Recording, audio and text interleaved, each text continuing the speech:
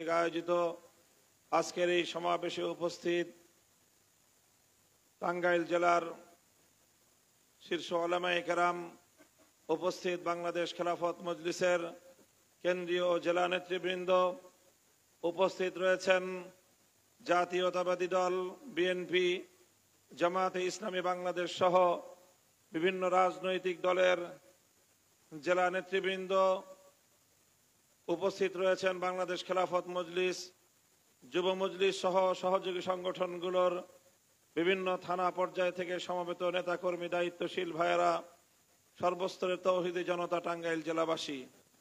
সর্বপ্রথম আমি আল্লাহ পাক রব্বুল আলামিনের শুকরিয়া আদায় করছি, যেই মহান রব্বুল আলামিন বাংলাদেশের মানুষের বুকের উপর থেকে জগদ্দল পাথরের মতো চেপে বসা স্বৈরাচারী শেখ হাসিনাকে অপসারণ করে মুক্ত বাতাসে নিঃশ্বাস গ্রহণ করার সুযোগ করে দিয়েছেন।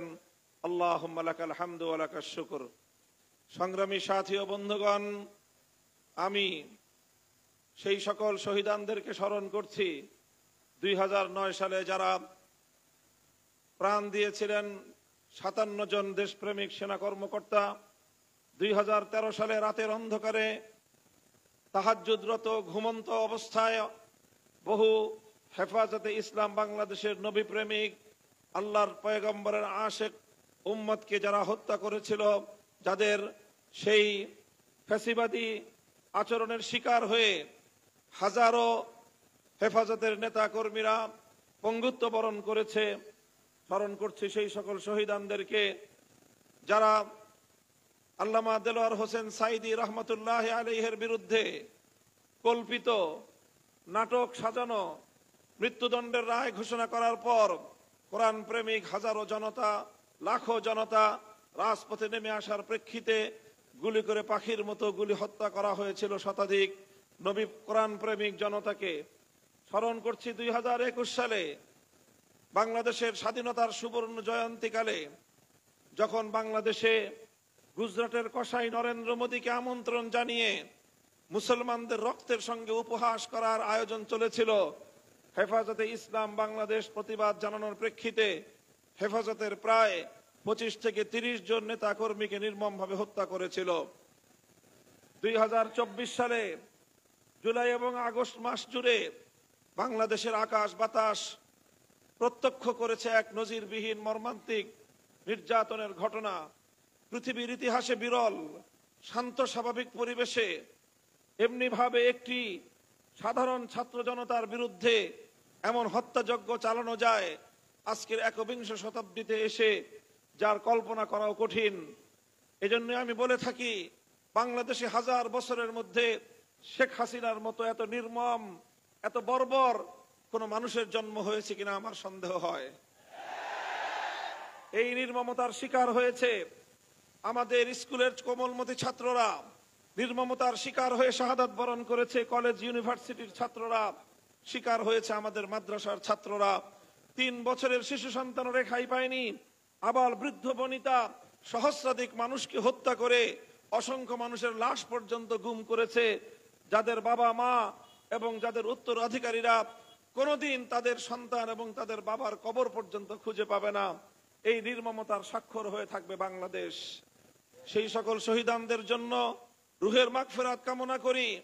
আর নাম না জানা, পরিচয় না জানা, গুমের শিকার, খুনের শিকার গত 15 বছরে বাংলাদেশের অসংখ্য মানুষ, বহু মা এখনো রাতের পর রাত নির্ঘুম রাত কাটায়, পথের পানে চেয়ে থাকে, ওই বুঝি মায়ের সোনাধন আবার তার কোলে ফিরে আসবে। এইভাবে কত বাবা এখনো পর্যন্ত হাসপাতাল থেকে হাসপাতাল, মর্গ থেকে মর্গে ঘুরে বেড়ায়, তার সন্তানের লাশটুকুর অন্তত সন্ধান পাওয়া যায় কিনা। এই ছিল আমাদের বাংলাদেশের নির্মম চিত্র। এই বাংলাদেশ গড়ার জন্য এদেশের হাজারো মানুষ রক্ত দিয়ে বাংলাদেশ গড়েনি। এই বাংলাদেশ থেকে আল্লাহ পাক শেখ হাসিনাকে অপসারণ করে আমাদের সেই প্রাণের বাংলাদেশ গড়ার সুযোগ করে দিয়েছেন। আমাদেরকে আল্লাহ পাক রব্বুল আলামিনের কাছে আবারও শুকরিয়া আদায় করতে হবে। সংগ্রামী সাথী ও বন্ধুগণ, আমরা স্পষ্ট ভাষায় বলতে চাই, বিজয় অর্জন করা যতটা কঠিন, বিজয়কে রক্ষা করা তার চেয়ে বেশি কঠিন। আমাদেরকে সেই দীর্ঘ এক সংগ্রামে নামতে হবে। আমরা যদি সাময়িক বিজয়ের তৃপ্তিতে আমরা যদি তৃপ্তির ঢেকুর তুলি, এ বিজয় যে কোনো সময় ছিনতাই হয়ে যেতে পারে, যে কোনো মুহূর্তে বিজয় আমাদের হাতছাড়া হয়ে যেতে পারে। পরাজিত শক্তি বসে নেই, পতিত স্বৈরাচার আবার বাংলাদেশের মানুষের বুকের উপর ছবল মারার জন্য অপেক্ষার প্রহর গুনছে। আমরা তিক্ত অভিজ্ঞতা স্মরণ করতে চাই।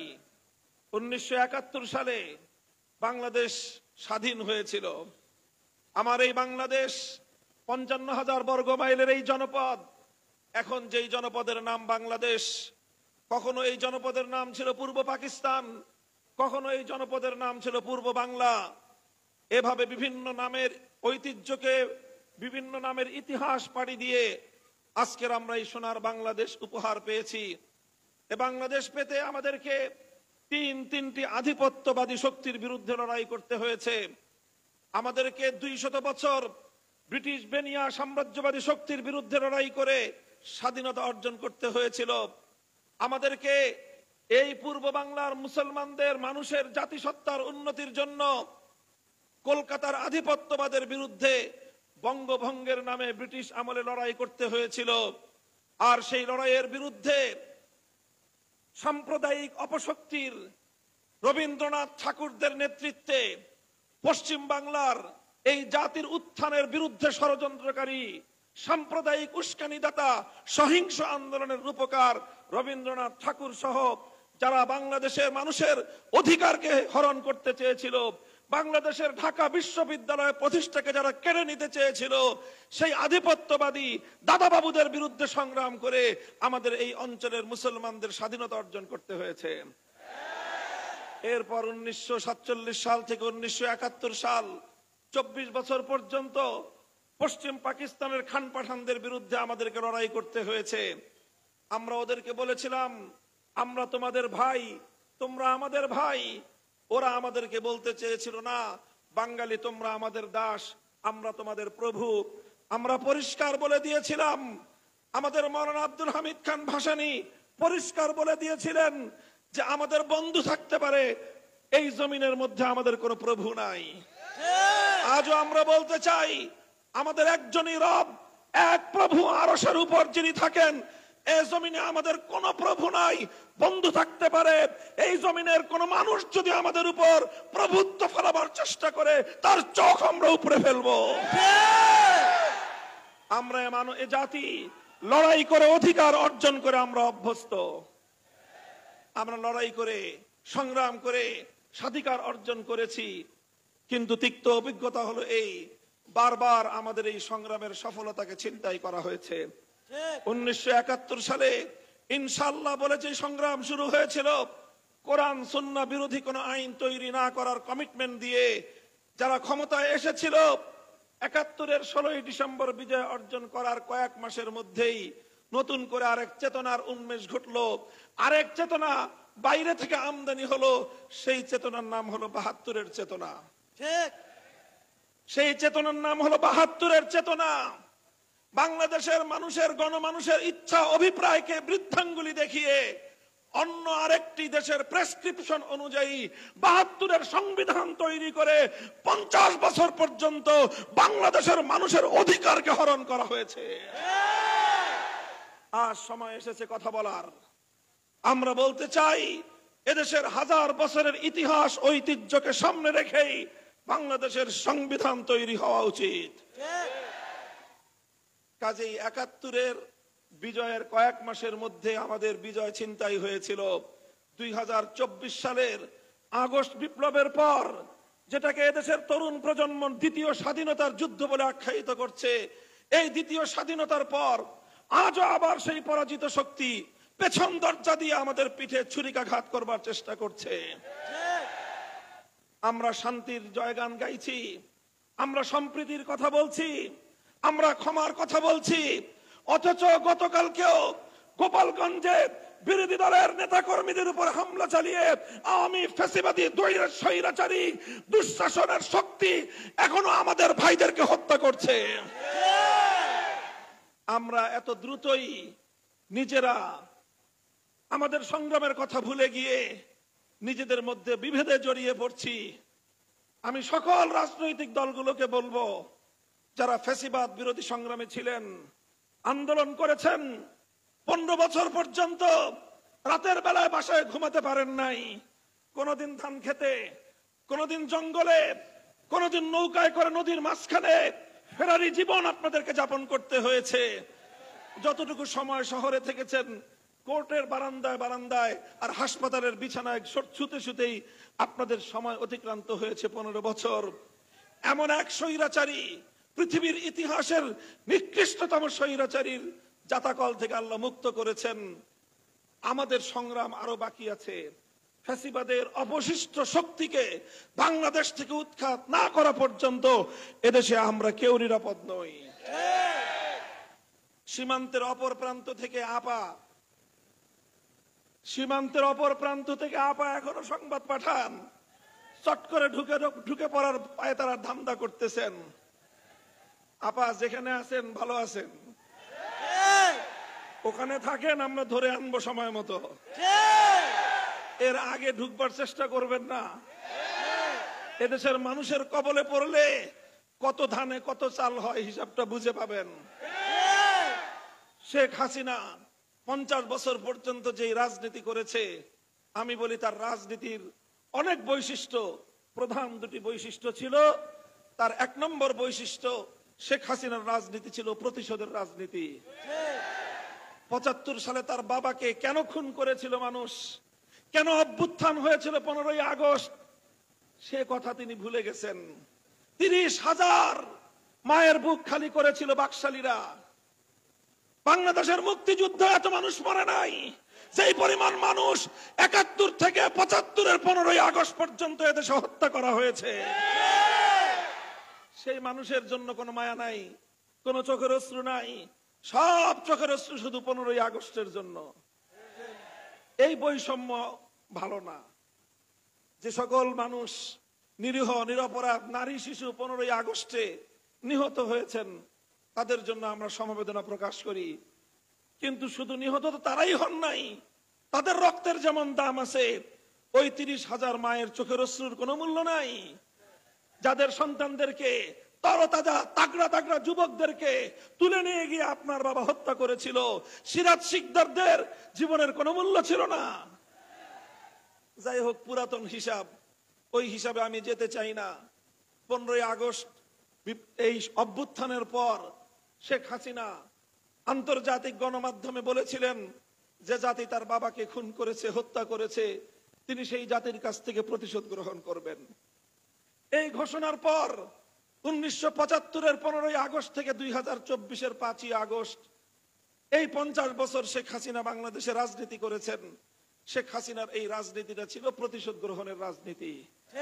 তিনি প্রতিশোধ নিয়েছেন বাংলাদেশের জনগণের কাছ থেকে, তিনি প্রতিশোধ নিয়েছেন বাংলাদেশ নামক রাষ্ট্রটার কাছ থেকে। এই দেশটাকে তিনি স্বাধীন রাখতে চান নাই।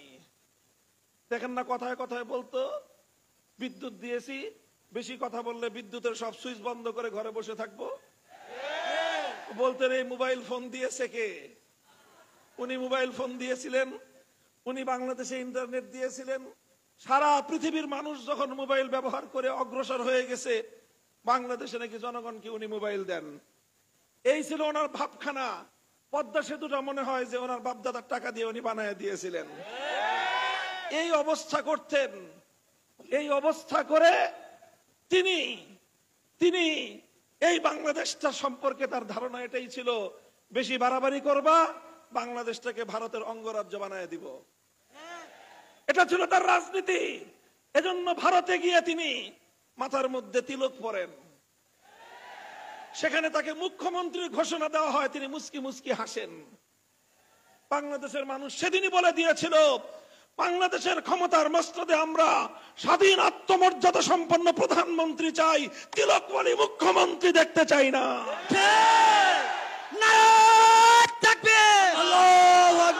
এই ছিল শেখ হাসিনার প্রতিশোধের রাজনীতি। শেখ হাসিনার রাজনীতি ছিল বিভাজনের রাজনীতি। 2024 সালের ছাত্র জনতার অভ্যুত্থানের মাধ্যমে তার বিভাজনের রাজনীতি পরাজিত হয়ে বাংলাদেশের মানুষের মধ্যে অভূতপূর্ব ঐক্য সূচিত হয়েছিল। এই ঐক্যই ছিল বাংলাদেশের আগস্ট বিপ্লবের শক্তি। এই ঐক্যের মাধ্যমে এদেশের মানুষ ফ্যাসিবাদকে পরাজিত করতে সক্ষম হয়েছে। এই ঐক্যটা আমাদের ধরে রাখতে হবে। এই ঐক্য যদি আমরা ধরে রাখতে না পারি, বিএনপি, জামাতে ইসলাম, হেফাজতে ইসলাম, আমরা কেউ এদেশে নিরাপদে থাকতে পারবো না। কারণ শেখ হাসিনা শুধু একা নয়, তার পিছনে লুকিয়ে আছে ওই শক্তি যারা বাংলাদেশটাকে স্বাধীন দেখতে চায় না, যারা বাংলাদেশটাকে বিশ্ব দরবারে মাথা উঁচু করা আত্মমর্যাদা সম্পন্ন জাতি হিসেবে যারা দেখতে চায় না।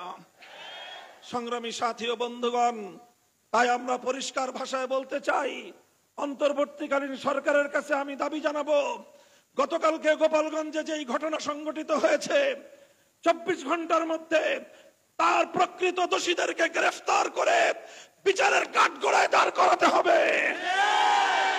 শেখ হাসিনাকে বাংলাদেশে পুনর্বাসন করবার জন্য যারা যারা ষড়যন্ত্র করছে তাদের বিরুদ্ধে যথাযথ ব্যবস্থা গ্রহণ করতে হবে। সংগ্রামী সাথী ও বন্ধুগণ, এভাবে যদি আমরা পথ চলতে পারি, ইনশাআল্লাহ এই বাংলাদেশ স্বাধীন হয়েছে, এই বাংলাদেশকে আর কেউ দাবায় রাখতে পারবে না। এই বাংলাদেশের শক্তিটা হলো ঐক্যের শক্তি, এই বাংলাদেশের শক্তিটা হলো সম্প্রীতির শক্তি। এই জুলাই আগস্ট বিপ্লবের সময় আমরা দেখেছি ঢাকা সহ বিভাগীয় জেলা শহরগুলোর রাজপথের চিত্র। আমাদের ছেলেরা সংগ্রাম করছে, মিছিল করছে, স্লোগান তুলছে। নামাজের ওয়াক্ত হয়ে গিয়েছে, সঙ্গে সঙ্গে একজন কলেজ অথবা স্কুলের ছাত্র আল্লাহু আকবার আল্লাহু আকবার আজানের ধ্বনিতে আকাশ বাতাস মুখরিত করে তুলেছে। একজন ইউনিভার্সিটির ছাত্র ইমাম হয়ে নামাজের ইমামতি করছে, তার পিছনে সারিবদ্ধ হয়ে শত সহস্র আমাদের ছাত্ররা, তারা কাতারবদ্ধ হয়ে নামাজে দাঁড়িয়ে সেই পিচ ঢালা রাজপথকে জায়নামাজ বানিয়ে আল্লাহর দরবারে সেজদায় লুটিয়ে পড়েছে। আর এরপরে নামাজের পরে খোদার দরবারে ফরিয়াদের হাত উত্তোলন করে চোখের অশ্রু ছেড়ে দিয়ে আল্লাহর সাহায্য কামনা করেছে। এরপরেই 5ই আগস্ট সফল হয়েছে। কাজে মনে রাখতে হবে, এই আগস্ট বিপ্লব ইসলামের নামে হয়েছে। এই আগস্ট বিপ্লব আল্লাহর কাছে ফরিয়াদ জানিয়ে হয়েছে। এই আগস্ট বিপ্লব আল্লাহু আকবারের আওয়াজ এবং ধ্বনি উচ্চারণ করে হয়েছে। নারায়ে তাকবীর, আল্লাহু আকবার, নারায়ে তাকবীর, আল্লাহু আকবার। দিল্লি না ঢাকা, ঢাকা ঢাকা, দিল্লি না ঢাকা, ঢাকা ঢাকা। সংগ্রামী সাথী ও বন্ধুগণ, সুতরাং এই চেতনা, এই প্রেরণা, এই বৈশিষ্ট্যকে ধরে রাখতে হবে। আমরা সাম্প্রদায়িক সম্প্রীতির যে অনন্য নজির কায়েম করে চলেছি, এটাকে অব্যাহত রাখতে হবে। মনে রাখতে হবে, আগে বাংলাদেশের বৈশিষ্ট্য ছিল, একটা শক্তি ছিল শেখ হাসিনার পালিত শক্তি, হাতুড়ি লীগ, হেলমেট লীগ। এই লীগেরা রাতের অন্ধকারে সংখ্যালঘু হিন্দু, বৌদ্ধ, খ্রিস্টানদের উপর কালনাগিনী হয়ে ছবল মারত, দিনের আলোতে আবার তারাই ওঝা হয়ে ঝাড়তে আসতো। এই নাটক করেছে আওয়ামী লীগ। এই নাটকের কলাকুশলীরা এখন বাংলাদেশের দৃশ্যপটে নাই, এই জন্য এখন আর নাটকও নাই। এখন বাংলাদেশের সংখ্যালঘুরা ভালো আছেন, তাদের মন্দির, গির্জা, প্যাগোডা আর হামলা হয় না। হিন্দু ধর্মাবলম্বীদের কোন ব্যবসা প্রতিষ্ঠান, তাদের বাড়িঘর গুলোতে কেউ আক্রমণ চালায় না, কারণ আক্রমণকারী আওয়ামী লীগাররা এখন পালায় আছে। ওরা যদি আবার ঢুকতে পারে, শুরু করবে সংখ্যালঘুদেরকে দিয়ে, সংখ্যালঘুদের বাড়িঘর জ্বালাবে, তাদের তাদের মন্দিরের মূর্তি ভাঙবে, এগুলো করে সাম্প্রদায়িক দাঙ্গা বাঁধাবার চেষ্টা করবে। সুতরাং হুঁশিয়ার, সতর্ক, সোচ্চার থাকতে হবে।